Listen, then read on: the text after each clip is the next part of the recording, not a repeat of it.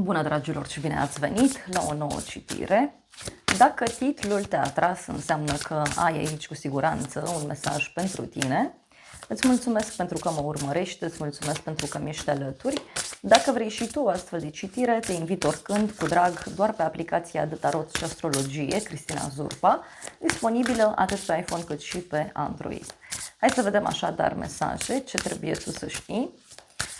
Să vedem ce gândește, ce simte și ce face persoana din mintea ta în legătură cu tine în acest moment, dar și ce va gândi, ce va simți și ce va face în legătură cu tine în viitorul apropiat din momentul în care tu vezi această citire. Bun, se pare că persoana aceasta se gândește la tine cu dragoste, cu grijă. De asemenea, văd și o persoană care este ceva mai emoțională din fire.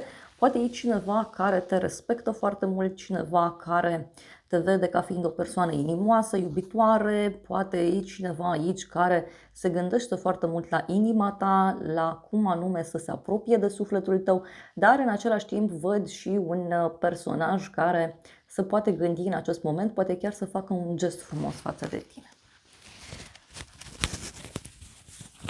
Ia să vedem. La baza pachetului avem ursul și inelul. E o persoană aici puțin supărată în legătură cu niște minciuni pe care le-a spus sau în legătură cu faptul că a fost indecis sau poate chiar această persoană este indecisă privind ideea de dragoste, privind ideea de relație, de prietenie, de colaborare, poate pentru unii dintre voi. Mai vreau un mesaj. Ce mai gândește omul ăsta în legătură cu tine?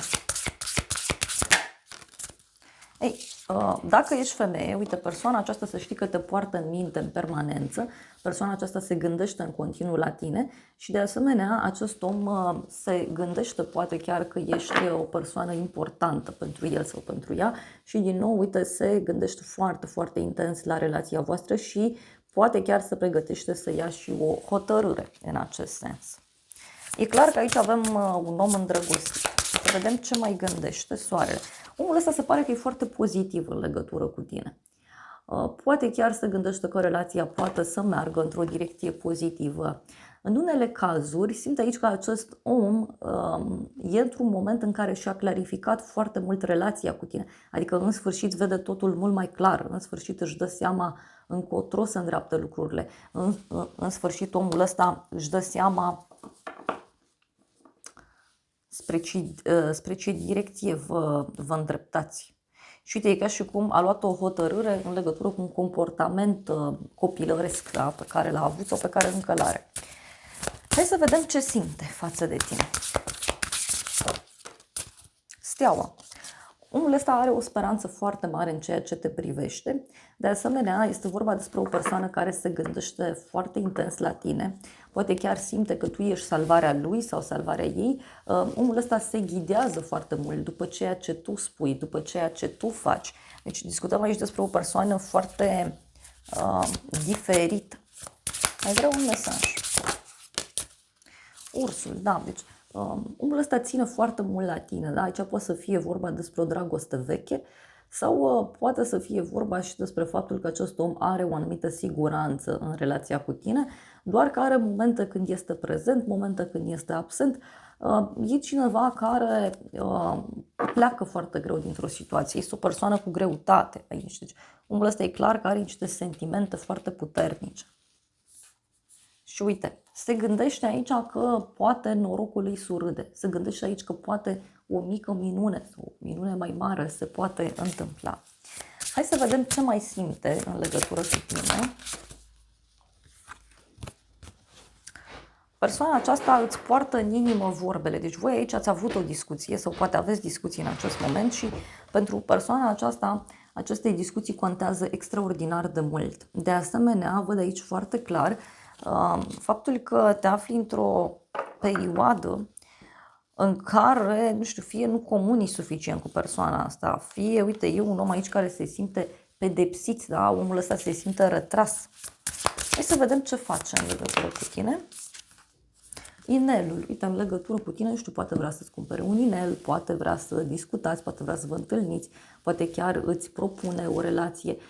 Tot inelul aici poate să reprezinte și o persoană foarte matură, foarte stabilă, care, uite, speră foarte mult la această relație, doar că e un om viclean. Este o persoană care ți este alături, dar în același timp fie îi plac jocurile, fie este o persoană care e posibil ca alături de tine să se fi liniștit din anumite puncte de vedere. Să vedem ce mai face în legătură cu tine și avem scrisoarea. Da, deci omul ăsta se pare că îți va scrie un mesaj foarte curând, te va suna sau îți va da un semn, poate un like, poate va reacționa la o postare și mai văd aici că persoana aceasta cu siguranță îți va spune ceea ce are de gând. Posibil să aveți o discuție serioasă sau să găsească el motiv sau ea motive. Da. Dacă ești bărbat și ai întrebat de o femeie, să știi că femeia asta este mai narcisistă din fire.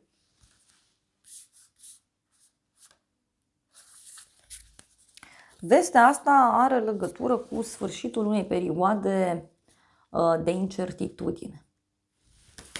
Mai vreau un mesaj. Ce mai faci în legătură cu tine? Posibil un cadou să-ți ofere. Un cadou, o surpriză pe care ți-o face, dar aici m-aș gândi eu că are legătură și cu faptul că această persoană posibil să se simtă mult mai atrasă de tine în această perioadă. Poate chiar acest om să își dorească aici să vă întâlniți, să stați împreună. Uite, va veni către tine foarte hotărât sau hotărâtă, cu multă pasiune. Hai să vedem ce va gândi, ce va simți și ce va face în legătură cu tine în viitorul apropiat din momentul în care tu vezi această citire. Ce va gândi? Persoana aceasta se va gândi aici că este oarecum izolată. Acum nu știu dacă tu vei accepta această întâlnire sau această discuție. De asemenea, ce mai văd eu este că e posibil ca această persoană în viitorul foarte apropiat aici să se simtă cumva pedepsită, prizonieră, poate chiar în propriile sale minciuni. Să vedem ce va mai gândi în legătură cu tine. Copilul, da? Poate se va gândi aici fie la un copil, da? Poate aveți un copil sau poate aici persoana aceasta se va gândi la un nou început, se va gândi cum anume să facă să depășească un anumit obstacol. Adică și cum persoana aceasta vine așa pe nepusă masă. Uite, avem biciul, deci posibil ca omul acesta să se gândească aici că va fi iarăși pedepsit, că îi se vor spune lucruri. Posibil ca persoana aceasta să se gândească aici că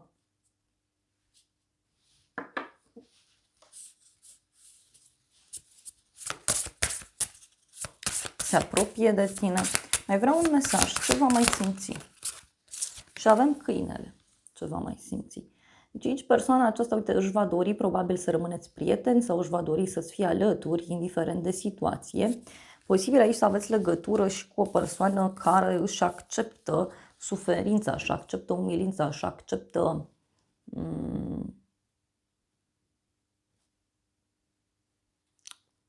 aceste vorbe, această pedeapsă poate să fie. Mai vreau un mesaj. Ce va mai simți?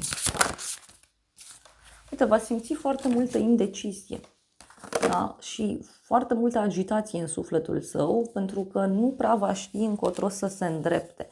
E ca și cum omul acesta va simți că nu există cale de a ieși din blocaj, nu există cale de a ieși din această situație încurcată. Și aici ce văd eu este că omul acesta posibil la un moment dat să ia o decizie pentru el. Da? Poate aici, în unele cazuri, să fie vorba și despre faptul că acest om aici în curând va trece printr-o perioadă ușor întunecată a vieții sale. Uite, e ca și cum va simți că nu este important sau importantă, va simți că este lăsată deoparte sau lăsat deoparte. Hai să vedem ce va face în legătură cu tine. Ei, aici va minți. Da? Va minți în legătură cu ceva. Poate chiar are legătură cu crucea aici, cu o zi mare, o zi sfântă. Poate chiar această persoană va încerca aici pe cât posibil să se apropie din nou de tine. Poate chiar să o facă pe victima în fața ta. Mai vreau un mesaj. Ce va mai face? Stânca, da? Și posibil aici să nu mai răspundă, da? Fie la telefon, fie persoana aceasta să rămână foarte rece. De asemenea, posibil aici să se retragă așa deodată, dar, repet, da? Deci un personaj care nu e sincer. Și rămâne aici cu o idee cum că e pedepsit pentru ceva ce a făcut. Și uite, avem totuși trifoiul, deci e vorba și de un risc pe care persoana asta și-l asumă. Hai să vedem despre ce este vorba. În primul rând cu aceste vești pe care ți le dă. Deci în acest moment, uite, persoana asta încearcă să se apropie de tine, să-ți dea vești bune, poate chiar să se împace cu tine, să se apropie mai mult de tine.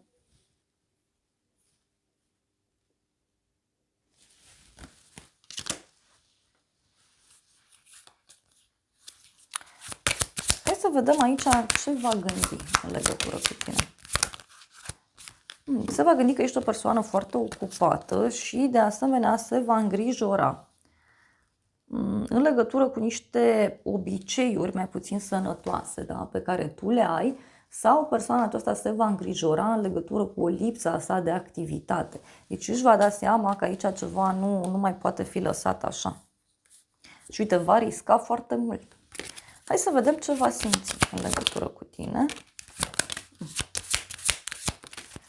Va simți nevoia poate să vină către tine, poate chiar să-ți spună niște vorbe frumoase. Și apoi e posibil să simt aici așa o îngrijorare în legătură cu ideea de a trece la următorul nivel, o îngrijorare în legătură cu ideea de relație serioasă. Hai să vedem ce va face, că mie nu-mi place. Va încerca să te impresioneze, să îți spună tot felul de motive.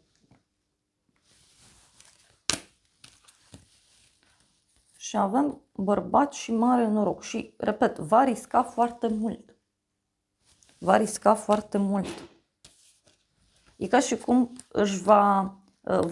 se va strădui pe cât posibil să iasă dintr-un blocaj, dintr-o închisoare, dintr-o situație încurcată în care se află. Pentru unii poate e ceva legat de muncă, da? Poate acolo persoana aceasta e prinsă. Dar avem cadoul, judecata și sfârșitul. E ca și cum persoana aceasta e posibil aici fie să conștientizeze că totul e gata, fie să-ți ofere un cadou sau să-ți ofere ceva de ultim moment. Da? Și avem aici o îmbogățire bruscă, călătorie. Posibil să-ți propună să faceți o călătorie împreună. Hai să vedem ce zice acest oracol în legătură cu omul ăsta.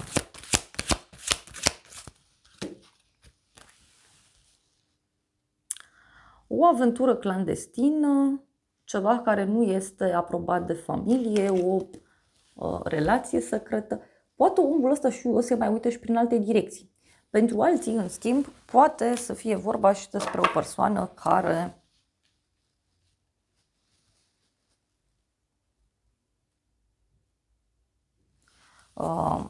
nu este serioasă.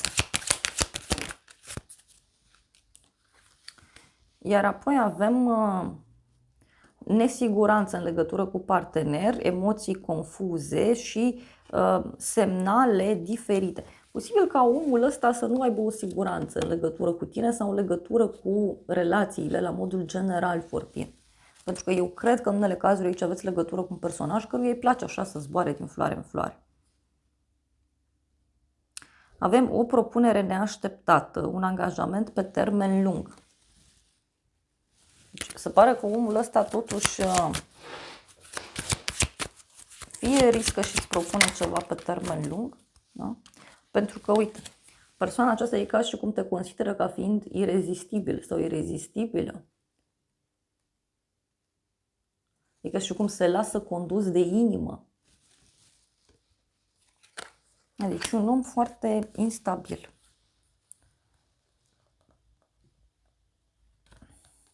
Poate este teamă să nu te întâlnești cu altcineva, să nu comunici cu altcineva.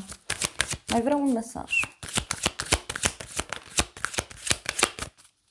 Și avem așa, jurnal. Posibil să-ți scrie ceva. Da? Posibil să-ți scrie ceva. posibil să-ți spună despre emoțiile sale, despre intențiile sale, dar aici totuși lucrurile rămân doar la nivel de teorie.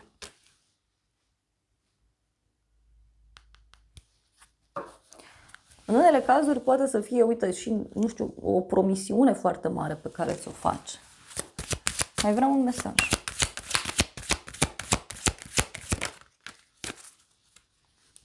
E ca și cum omul ăsta așteaptă un semn.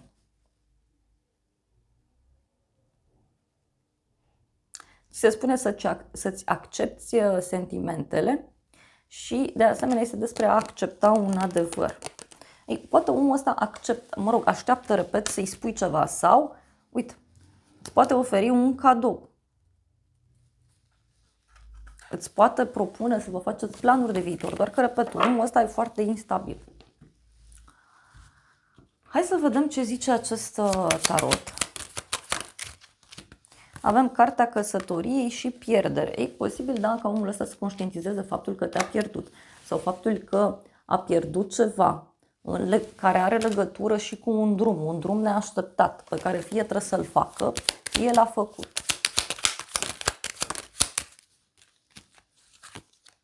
Avem norocul și banii. Deci tot îmi apare ideea aceasta de bani. Acum fie vrea să-ți ia un cadou, fie își dorește să se apropie mai mult de tine.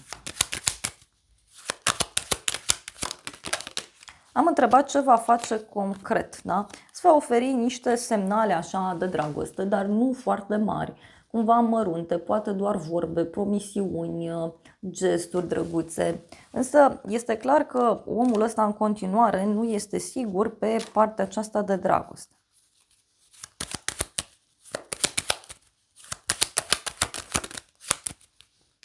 Și e ca și cum omul ăsta are o boală cu minciunile. Nu știu, poate să fie chiar o problemă, da? Chiar o problemă pe partea asta cu mințitul. Nu se poate abține să nu mintă. Nu se poate abține să nu spună o minciună.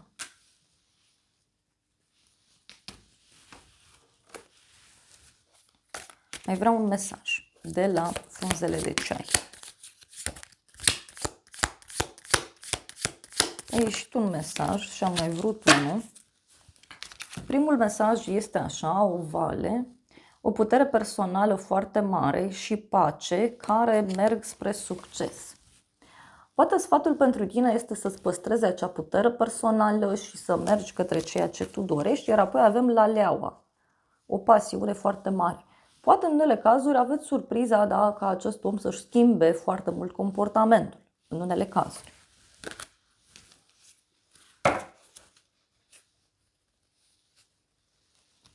Dar avem pisica, o persoană cu două fețe.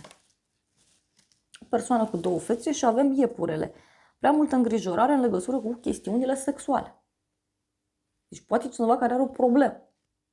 Sau cineva care joacă la două capete. Uite, avem foarte mult entuziasm. Schimbări în viața ta. Hai să vedem cum va fi pentru tine comportamentul acestui om sau gesturile pe care le va face.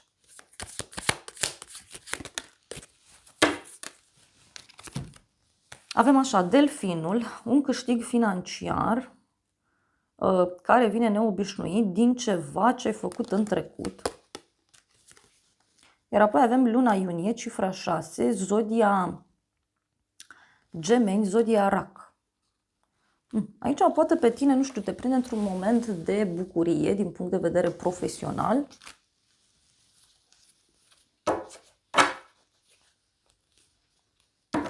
Și avem gheara. Ți se zice totuși să nu-ți asumi riscul. Că uite, e ceva ce prietenii sau familia nu ar accepta.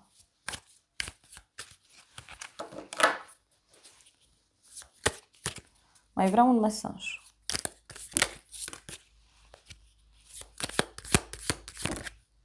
Cum va fi pentru tine comportamentul său? Și avem o iubire spirituală, deci e ceva ce te poate atinge în suflet și avem steaua, un succes garantat. Poate și eu te găsești într-o perioadă în care tu ai un succes, da? Și atunci omul ăsta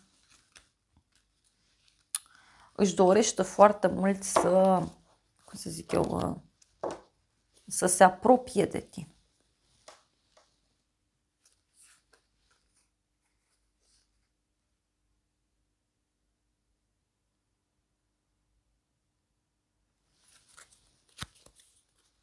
Pentru unii, poate chiar ceea ce va face acest om să nu fie foarte bine văzut, foarte bine primit de către tine, dar e ca și cum ți se oferă un imbold de a merge mai departe.